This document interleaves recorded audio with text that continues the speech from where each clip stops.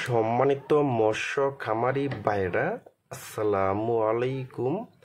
আরও একটি নতুন ভিডিওতে স্বাগতম জানাচ্ছি এবং আজকের ভিডিওতে আপনাদের মাঝে নিয়ে আসলাম 2025 সালের নতুন সিজনের অরিজিনাল চকলেট কালারের হাইব্রিড মাগুর মাছের পোনা।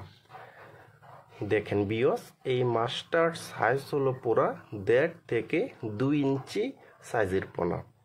দেখেন বিয়স, এবং এই হাইব্রিড মাগুর মাছটা কিন্তু 1 কেজিতে হবে 1000 পিস।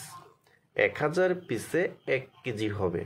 দেখেন বিয়স, আর এই ছোট্ট সাইজের হাইব্রিড মাগুর মাছটা কিন্তু পুকুরে চাষ করতে হলে কিন্তু পুকুরটা ভালোভাবে প্রস্তুত করে নিতে হবে।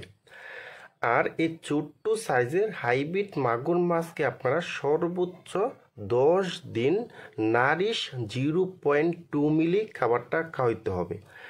আর 10 দিন পরে আপনারা এই হাইব্রিড মাগুর মাছকে খাবার খাওয়াইতে পারবেন মুরগির লিটার, মরা মুরগির যে বিষটা যে আছে ওই খাবারটাও কিন্তু আপনারা এই হাইব্রিড মাগুর মাছকে দিতে পারবেন।